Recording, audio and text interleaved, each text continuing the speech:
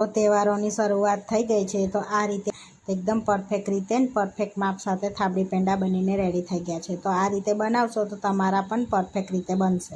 Hi friends, આજે હું share કરીશ તમારી સાથે થાબડી પેંડા બનાવવાની રેસીપી.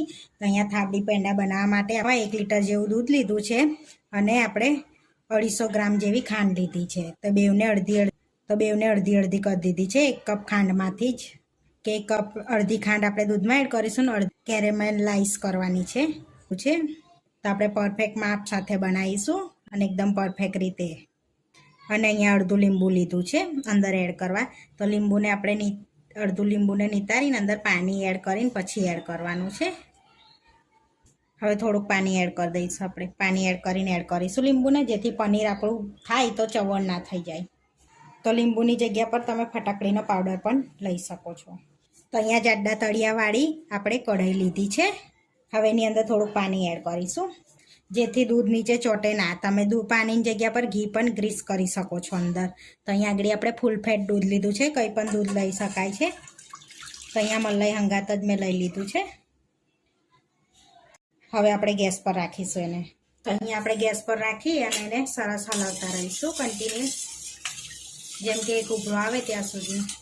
તો હવે આપણે અડધો કપ છે ને એ ખાંડ અંદર એડ કરી દઈશું. અહીંયા અડધો કપ ખાંડ એડ કરી દીધી છે. સરસ મિક્સ કરી લઈશું અને બીજી ખાંડ અડધો કપ કેરેમલાઇઝ કરી લઈશું એને. આપણે સરસ દૂધમાં ઉભરો આવી ગયો છે, જોઈ શકો છો. ગરમ પણ સરસ થઈ ગયું છે. હવે લીંબુવાળું પાણી એડ કરીશું. પહેલાં થોડુંક એડ કરીશું અને સરસ મિક્સ કરતા જઈશું આ રીતે, એટલે સરસ એ ફાટશે એમ. હવે બીજું એડ કરી દઈશું અને મિક્સ કરી લઈશું. તો પાણી એડ કરીને પછી લીંબુ એડ કરો તો બહુ ખટાશ ના રહે એમ અંદર. જોઈ શકો છો આપણે દૂધ ફાટી ગયું છે આ રીતે સરસ એવું. હવે દૂધમાં બધું પાણી ધીમા તાપે આપણે બળી જવા દેવાનું છે. જે આપણે પનીર બનાવ્યું છે એમાં બધું પાણી બળી જવા દેવાનું છે. એટલે ધીમો ગેસ રાખીને કન્ટિન્યુઅસ હલાવતા રહીશું. તો જોઈ શકો છો સરસ એવું પાણી બળવા લાગ્યું છે આપણે આ રીતે. હવે આપણે આને ઉકળવા દઈશું અને કેરેમલાઇઝ કરી લઈશું ખાંડને પણ. તો હવે આગળ આપણે પાણી બળવા દઈશું એક ગેસ પર ને બીજા ગેસ પર આપણે ખાંડ કેરેમલાઇઝ કરી લઈશું. તો અહીંયા એક પેનની અંદર આપણે ખાંડ લઈ લઈશું આ રીતે અને ધીમા તાપે સરસ એવી કેરેમલાઇઝ થવા દઈશું. તો આપણે હલાવ્યા વગર આ રીતના પહેલાં કેરેમલાઇઝ થવા દઈશું.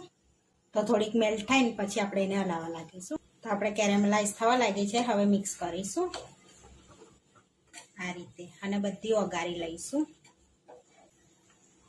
તો સરસ આપણી ખાંડ ઓગળી ગઈ છે. હવે નીચે ઉતારી લઈશું અને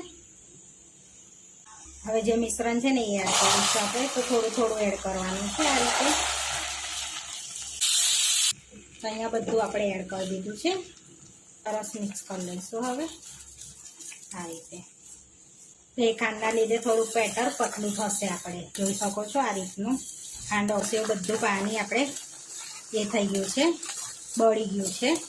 તો થોડી વાર માટે ચલાવીશું ધીમા તાપે અને કન્ટિન્યુઅસ હવે તો હલાવતું જ રહેવાનું, જેથી ચોટી ના જાય કરીએ એમ.